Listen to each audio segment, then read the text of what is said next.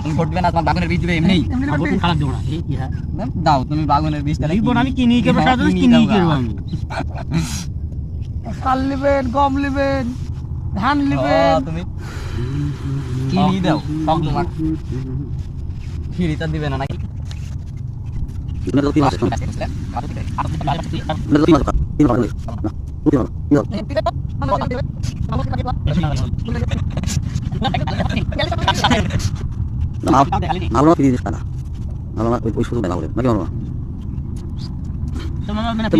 আছে, কারো ধারো ধরে না, কারো সাথেও নাই পাতেও নাই, ধরেন বুঝলেন না, ওই কাম করবে, খাবে,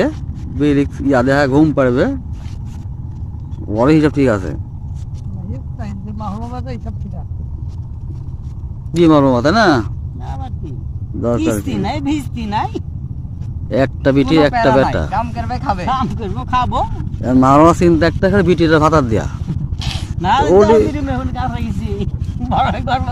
এখন যদি মনে করেন আমার সাথে দেওয়া বল বুঝলে, তাহলে তোমার গাছও বেচতে হবে না, কিছু বেচতে হবে না। আমি যৌতুক তো নিবো না, বুঝো না, ওই গাছ বেশি 4-5 দিন বসে থেকে খাবে। ও 4-5 দিন বলছি না, আমরা তো যৌতুক নিবো না, আমার সাথে বিয়া দেয় আর বিটির ওই পাইছি গেল না, চলছে 2 বছর বয়স, আর মোটামুটি 10 বছরের কাছে যা হবে। আর যদি মনে করে যে না দিব না, বয়সের বেশি হয়েছে, তাহলে মোটামুটি 2 বছর গাছ বেচতে হবে, নাহলে ওই জমি করে তো টাকা বার করতে হবে, কারণ এখনই তো জলদি মামা একটা গাড়ির দাম যদি 1.5 লাখ হয়, তাহলে ওর বিটি পড়াতে ধরো ওই গাড়ি 3 লাখ, তো 3 লাখ টাকা তো ধরো তো ম্যাচ করতে হলে তো ওই খালি গাছ বেশি হবে না, গাছে 3 লাখ টাকা দাম লাগবে, তাহলে কি করতে হবে, তাহলে জমি করে দিল্লিছে ওই থেকে এক জায়গায় জমি বেচতে হবে, করে দিতে হবে। আর বুদ্ধিমান ছেলে হয়, তাহলে তো আমার সাথে বিয়া দিয়ে দিলে ধরো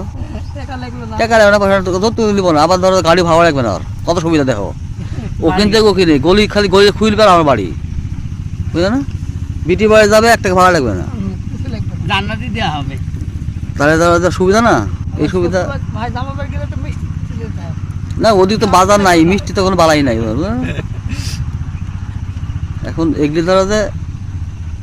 কিছু জিনিস